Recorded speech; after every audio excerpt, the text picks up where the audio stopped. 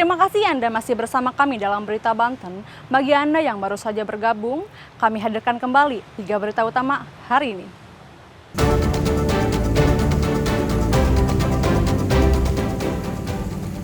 Diduga korsleting listrik, 4 gudang di Kabupaten Tangerang terbakar.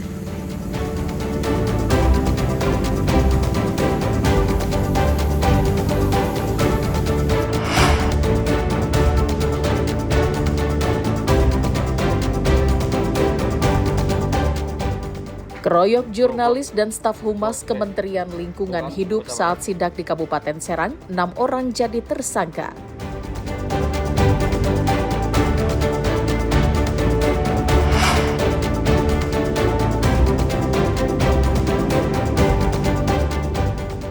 Diduga dianiaya polisi, remaja umur 16 tahun di Kota Serang kritis di rumah sakit.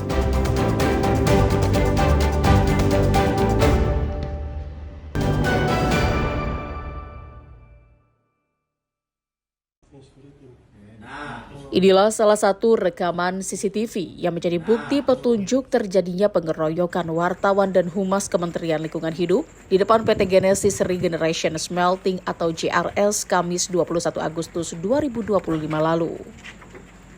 Setelah menyelidiki, polisi mengamankan 15 orang yang diduga ikut terlibat dalam pengeroyokan di sekitar lokasi kejadian. Mereka berasal dari pihak keamanan pabrik, karyawan, dan juga anggota ormas yang diduga sengaja dipanggil oleh pihak perusahaan saat penyegelan terjadi.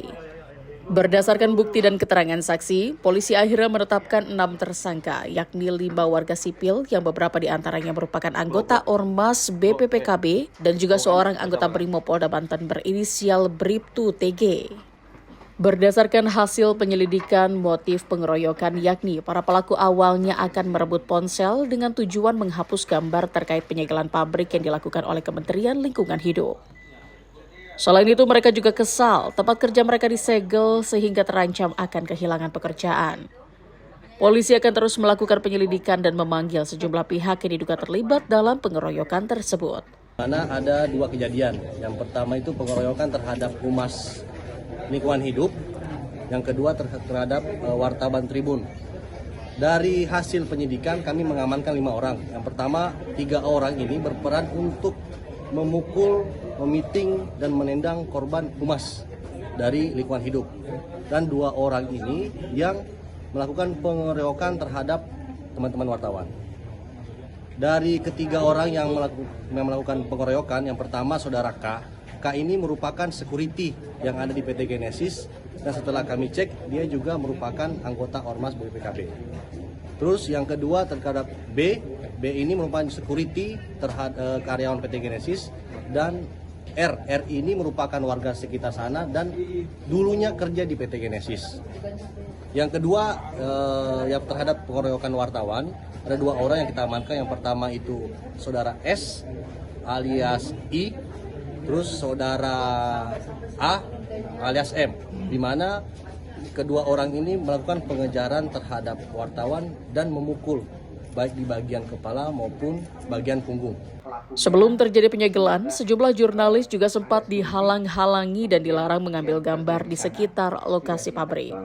Atas perbuatannya, kelima tersangka dijerat pasal 170 KUHP tentang pengeroyokan dengan ancaman hukuman 5 tahun 6 bulan penjara. Ariel Maranus dan Rama Sayuti melaporkan dari Kabupaten Serang. Konsultasi publik untuk 2 rancangan resmi diperpanjang Kementerian Komunikasi dan Digital. Hal tersebut disampaikan langsung Menteri Komunikasi dan Digital, Mutia Hafid, usai memberikan pengenalan budaya akademik dan kemahasiswaan UIN Jakarta. Dalam penjelasannya, tanggapan terhadap konsultasi publik buku putih Peta Jalan Kecerdasan Artifisial Nasional dan Konsep Pedoman Etika atau AI yang dijadwalkan berakhir pada 22 Agustus, akhirnya diperpanjang hingga 29 Agustus mendatang. Perpanjangan ini dilakukan karena banyaknya masukan-masukan dari masyarakat maupun kementerian lainnya. Perpanjangan ini diharapkan menjadi pegangan awal masuk ke kecerdasan artifisial dan rencananya akan dipecah aturannya baik peraturan pemerintah atau peraturan presiden. Kita untuk buku putih kecerdasan artifisial sekarang sudah ada di website kami. Kami mohon masukan, jadi uji publiknya prosesnya itu sebetulnya tadinya selesai di kurang lebih tanggal 20-an sudah lewat sebetulnya, namun karena masukannya banyak dan ada yang meminta perpanjangan, aspirasinya kami dengar, jadi ada perpanjangan hingga tanggal 29 Agustus. Sekarang mana? 26. Jadi ada 3 hari, 4 hari lagi kepada masyarakat yang melakukan masukan-masukan terakhir sebelum kemudian kami berproses di Sesnek dan juga Kemkum. Seperti diketahui, pemerintah menyusun buku putih dan konsep pedoman etika kecerdasan artifisial sebagai upaya untuk memperkuat dan mengembangkan kebijakan etika. Ariel Maranus dan Syabudin Natar melaporkan dari Tangerang Selatan. Puluhan mahasiswa menggeruduk kantor Bupati Pandeglang tanpa pengawalan pihak keamanan. Puluhan mahasiswa berkeliling dan melakukan vandalisme di tembok gedung Garuda. Selain itu, aksi demonstrasi penolakan kerjasama sampah antara Pemkab Pandeglang dan Pemkot Tangerang Selatan itu melakukan teatrikal dengan membakar ban, membawa keranda dan membuat kuburan bergambar Bupati dan Wakil Bupati Pandeglang. Menurut mahasiswa, mereka kecewa terhadap keputusan kerjasama sampah dengan Kota Tangerang Selatan yang dinilai berdampak negatif terhadap masyarakat sekitar TPA Bangkono. Mahasiswa menilai dalam hal ini Bupati Pandeglang sebagai pemimpin tidak bertanggung jawab dan hingga saat ini tidak pernah muncul saat aksi menolak kerjasama sampah berlangsung. Merasa yaitu atas kekecewaan terhadap kebijakan Bupati yaitu mengenai perihal MOU sampah dengan Tangsel dan Serang. Karena kita kaji di sini kebijakan tersebut ada suatu masalah.